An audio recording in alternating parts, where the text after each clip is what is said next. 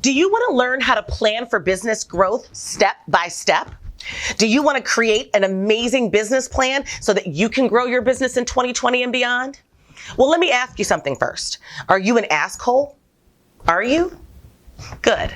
Because I have zero tolerance for assholes. And I get the question all the time. CP, how do I plan for my business? How do I put together a business plan? And then I attempt to help the person over and over again, and they don't listen, and ultimately they fail. I've got great news for you, as long as you're not an asshole, because in the next 3 episodes of CPTV, I am launching a growth plan series that will walk you through step by step, not only how to create the perfect growth plan for your business, but also my secret sauce that has actually helped me grow my businesses double-digit year after year all the time. Are you ready? Let's get to work.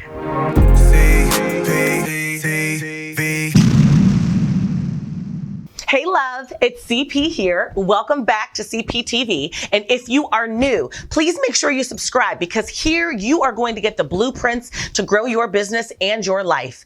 Now, it's that time of year, isn't it? It's time to take a look back over the past few months and to begin to kind of make the plans and devise what you're going to do to grow over the next 12 months. And that is exactly what I am going to teach you today. When I say teach, I mean teach, because today begins our 3-part series on how to create the perfect growth plan for your business. And I'm not going to just talk to you. We are actually going to dive in, and I'm going to do this workshop style, because my focus is to make sure that you understand how important this is for your business. And that's why we kind of have to do it in a 3-part series. But before we get started, because I'm ready to get to teaching, I need you to press pause, go down below this video, and download the growth planning workbook. That is going to be where you're going to want to take notes, because I'm not trying to play and I don't want you to waste my time. At the end of this series, I need you to be able to walk away and put that growth plan in place that's going to take your business to the next level in 2020 and beyond. So, and don't forget to subscribe, push that like button, and also make sure that you share this information, because growth planning ain't no small feat, but it's something I got a lot of experience in, and I'm ready to give you all my secret sauce. Let's dive in. All right, so let's get started really with talking about what is growth planning. And it's important to understand what the process is and what it's going to ultimately result in. Because if I don't stress this enough, you really won't think it's a critical piece to growing your business. And I can tell you, single-handedly, taking the time to actually spend each year planning what our growth strategy is going to be for the following year has been one of the single most significant contributions to the growth of my businesses over the years. So growth planning is really a strategic activity and process. So it's very strategic. It's not just sitting around and coming up with ideas. It's actually coming up with a plan on what the idea should be, evaluating and assessing everything that you had in place before, coming up with really what you should focus on, and then really determining what action steps you need to take in order to get there. So it's very strategic in nature. It results in the creation of a very important document. And a lot of people argue with me about whether or not they need to have the document. And I say yes, the VIP part is critical. You have to write it down. If you don't write it down, you're not going to remember. If you're anything like me, you ultimately need to make sure that you've got it in writing, you've got a reference piece, and that you ultimately can continue to show that reference piece to members of your team. So creating the document is very, very important. It's ultimately going to outline your business goals. So one of the things that it does, it's going to look at your strengths and your weaknesses. It's going to ultimately come up with action plans. And inside of this document, which is everything, it's also going to talk about your vision, your mission, all kinds of things that you really need to have an idea for. And it really includes the action plan that you need in order to foster and facilitate growth in your organization. So that document is really important. It's also simple. It's not a full-blown business plan, right? It's very simple and it's smart. And I write this in all capital letters because we're going to get into this in just a second. But when I say it's simple, I mean it's simple. If you haven't seen my video on, I'm going to put it up here in the cards, right up here. Make sure that you've seen why you don't need a business plan, why I recommend a growth plan over a business plan in certain situations as you continue to grow your business, because it really is a more simple idea and it allows you to really be able to put some things out on paper. And another thing is this entire piece, this entire purpose is it really makes sure that it's the result of you finally taking the time that you need to work on your business and not just in your business. That's one of the number one struggles that all entrepreneurs have. You're so involved in the day-to-day. You're so involved in the daily living of your business. You're talking to customers. You're making sales. You're updating things. You're doing digital marketing.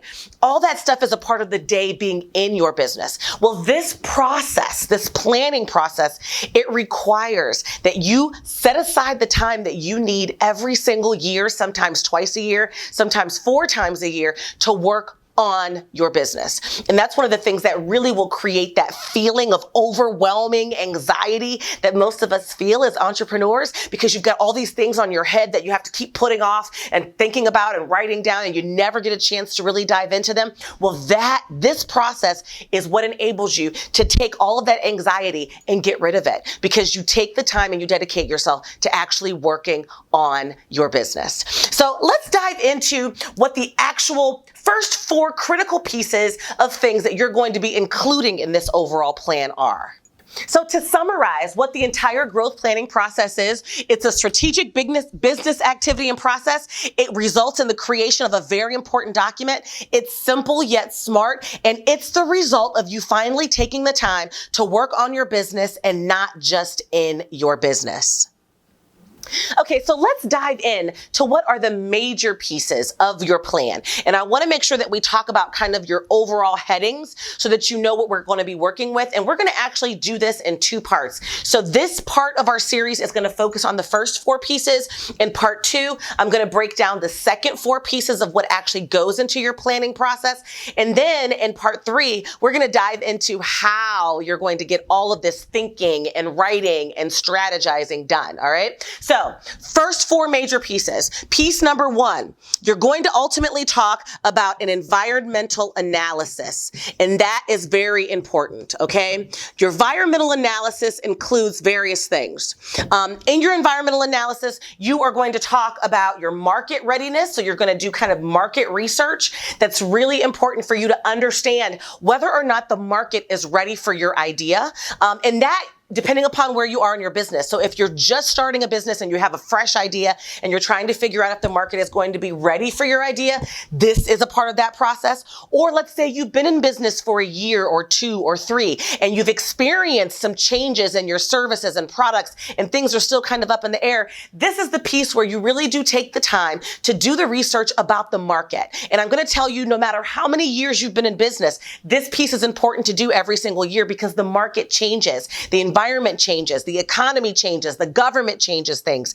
Trust me, I know. I actually had to change my entire business model from one piece of legislation, right? So every single year, it's really important for you to take a look at the market. So you want to do a market analysis. Now, this is going to be my first secret. Don't judge me. I know I write Cricket when I'm writing on whiteboards. Don't judge me. All right, let's just bear with me. I'm also not a very good speller. So it's okay. So just ignore it if you see me spell something wrong. But ultimately, my very first secret, I'm going to give it to you right now. The best way to do market research when you are an entrepreneur and you're on a budget. Now, I have gotten the professional market analysis done before that cost thousands and thousands of dollars. Brought in consultants, had them provide me with these very detailed reports in order for me to determine which pricing products and which this and what my customer is. And I can tell you now with the internet and all of the opportunity that you have, it does not require all of that. My very first secret is actually going to be think Google. Think with Google. It is one of my favorite resources. And it is great. Think with Google allows you to actually plug in into a very special way your business idea, your service, your why, what you're planning on doing, and you'll be able to get lots and lots of information about your market in general and what it ultimately looks like. And it's going to give you detailed demographic information. So take a look at Think Google. The next piece of your environmental analysis is going to be a competitive analysis. And that sounds exactly like what it is. You've got to figure out who your competitors are, what they're doing, what they're pricing things at, what their niche is, what they're targeting, what they're saying, how they're marketing, all of those things. You want to know your competitors in and out. And the reason is, if there is someone out there who's doing a really good job at what you're doing or what you ultimately want to do, where can you fit into that? And what can you mimic? What opportunities can you gain from their experiences? So competition is not bad. And oftentimes I say this when I'm working with entrepreneurs or even myself, I've got to get my mind wrapped around the fact that competition is not bad. If there are competitors out there, that means that your idea is profitable. That means you're on the right track. That means that there's a pain point out there that people around you have already identified need to be filled. And so having competition is important, but knowing your competition is even more important. And how do I do a competitive analysis? And I call it a competitive analysis on the budget. Google, going back to Google, not think Google, just regular Google. And the reason is, if you type into the Google search bar, your business, what you're doing, HR consulting or business coaching, the SEO of who shows up first on that first page, identify who those folks are, go to their website and learn anything and everything that you can. If they have most of them will ultimately have kind of a marketing option where you'll enter your email. If they're a technology company and you want to get a demo, know exactly what they're doing. And the best place for you to do that is to spend a lot of time doing your research on Google and ultimately finding out who your who your competition really is. Dive into them deep, especially on that first page of results, right? The other piece of your environmental analysis that I'm going to tell you you're going to want to include in this entire section in your plan is your customer avatar, right? Your customer avatar.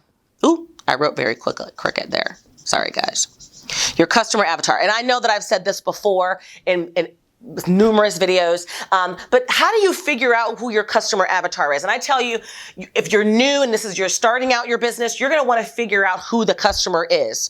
If you have been in business for a year, 2, 3, 4, 5, you're going to want to do a customer review and update in this piece. And the reason is because your market may change a little bit. You may have been doing what you've wanted to do for about a year. You've identified, this was originally my target market, but I realized that this target market can't really afford the pricing that I need to be at, or this target market doesn't really have the pain point that I originally thought or that I originally got from data. And so reevaluating who your customer is important. When I first transitioned from a benefits agency to an HR firm, I thought that our customer was going to be the exact same as the average company that was looking for benefits, which gave me this really broad employer market. And what I realized was, first of all, for us, from an HR consulting perspective, my passion and my focus was more in line with helping entrepreneurs grow their capacity. And so originally we thought we were going to be working with companies from 50 to 300 employees. And after offering services and doing consulting work for about a year to 18 months, in my,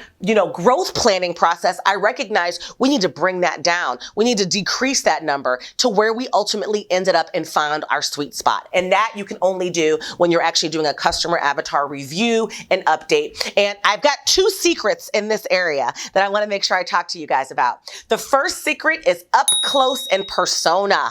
I want you to check out that website. It is amazing. It's a free customer avatar service, and it's kind of what I use every single year. And it will actually give you a printout of exactly what your customer is by you going through kind of a questionnaire and survey process. So check out Up Close and Persona. And then also secret number 3, how I kind of do my customer avatar research and review and update, is really looking at my social media demographics and my social media audiences. Now, if you're a brand new business and you have yet to establish your social media presence, you won't necessarily have access to your insights on Facebook or YouTube or etc.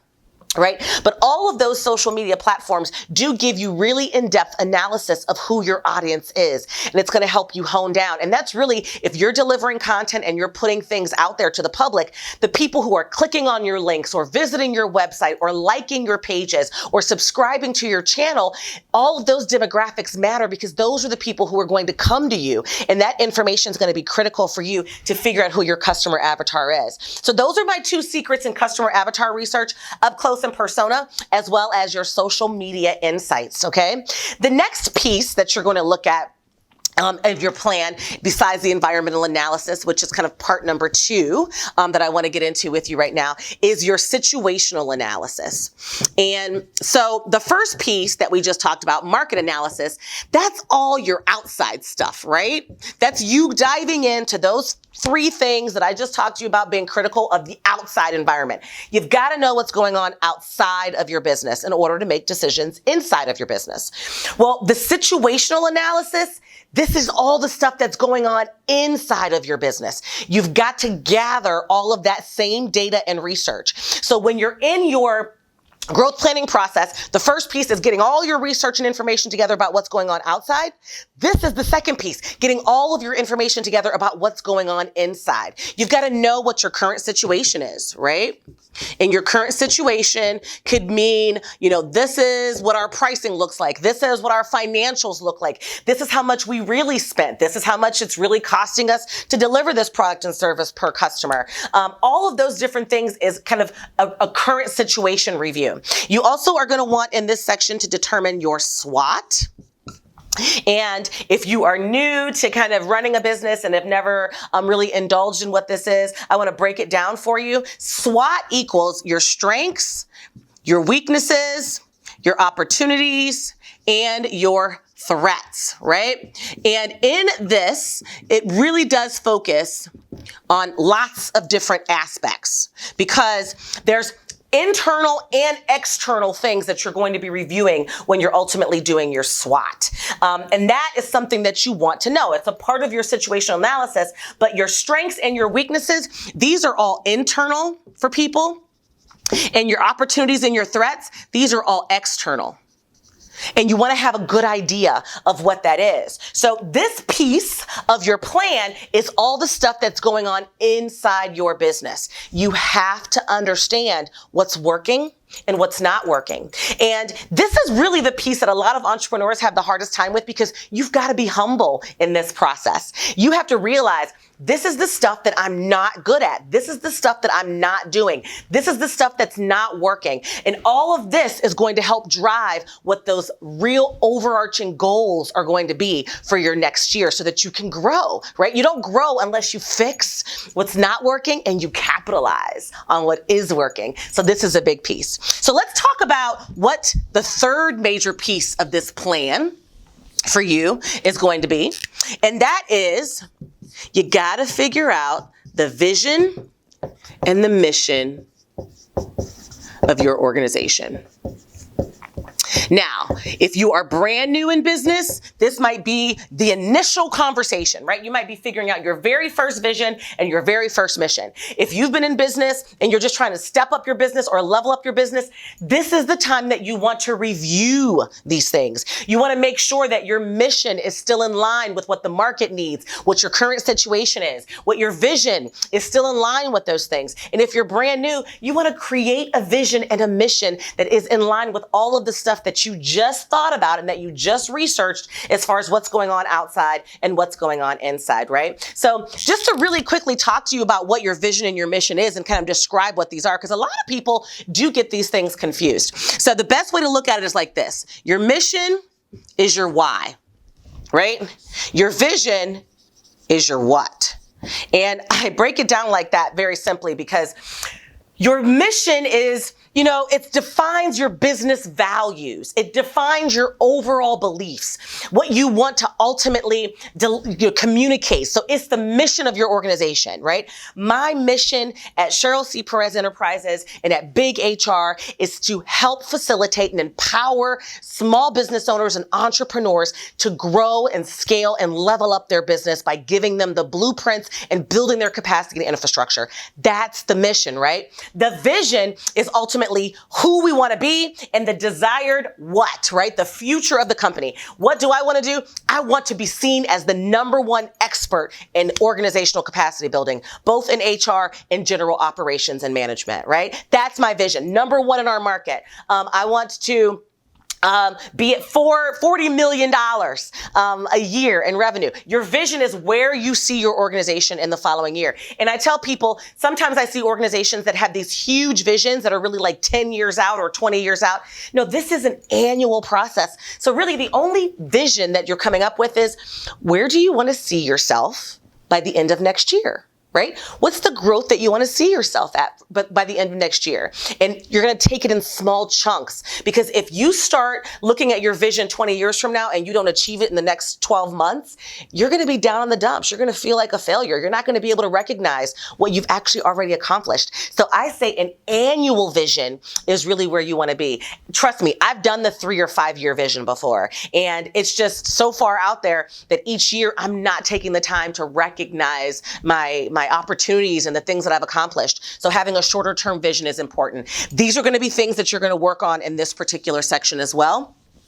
And then talking about the fourth piece, and this is really important, right? The fourth major piece of this overall plan and planning process that you're going to take the time to figure out is your organizational strategic goals.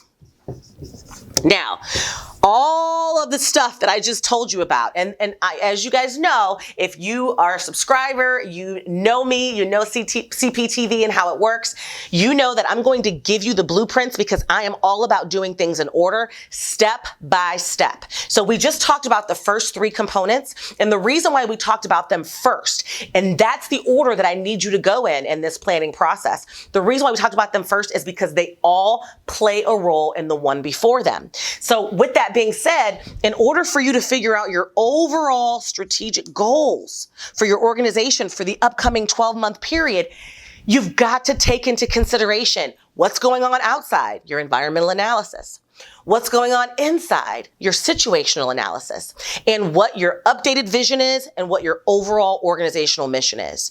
In order to figure out all of that stuff, you've got to say, all right, this is what we need to tackle in order to get all 3 of those things in place, right? So this is your overall broad goals for your organization. These are broad goals.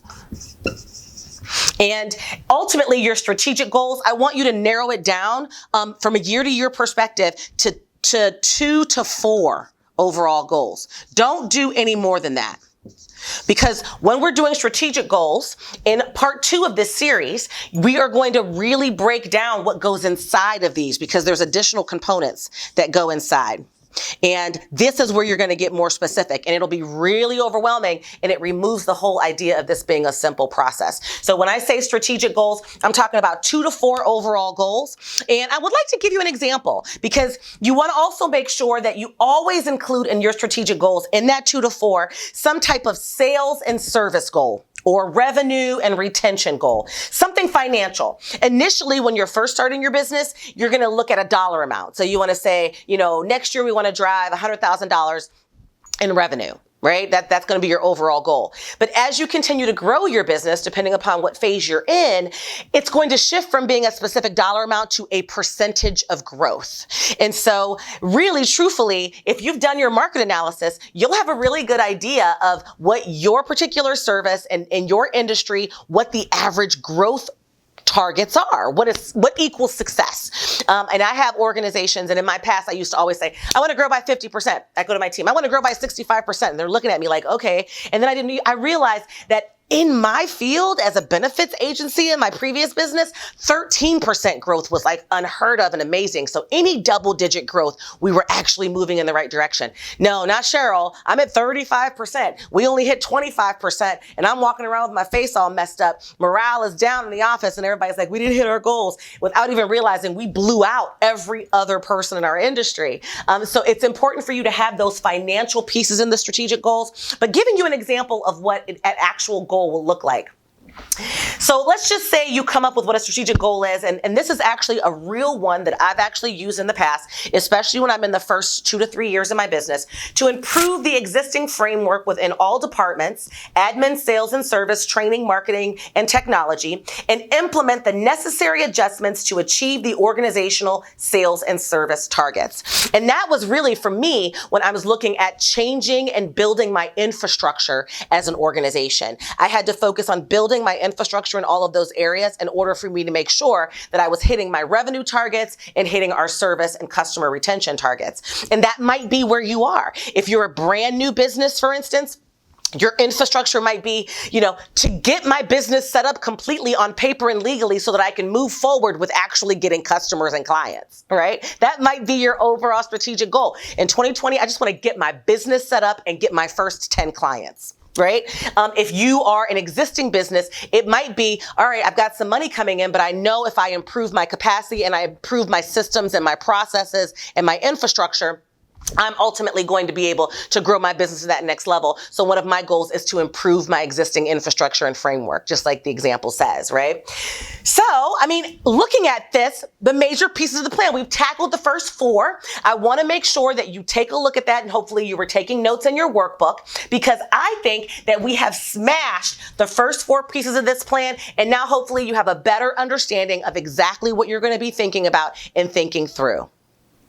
Okay, before we move on to the next 4 components of the growth plan and my secret sauce on how you're actually going to do all of this, I want to make sure that you give me some love. If you are into this, make sure you subscribe. You can actually hit that button that's down in the left-hand corner. You see it? It says subscribe. Go ahead and click it. You don't even have to leave the video to make sure that you're aware and you can get the next 2 parts of the series. And like this and comment. Give me some feedback and also share this with your friends. Okay. Sorry, guys. Give me a second. This is my 14-year-old. You know what? Actually, hold on, hon. This may take a little bit longer than I'd like. So you guys start working through the first part of your workbook, and all the secrets that we just went over are actually in there. And we're going to get together again next Tuesday and kind of continue. We'll pick up where we left off, all right? Bye, love. See you next time. Mwah.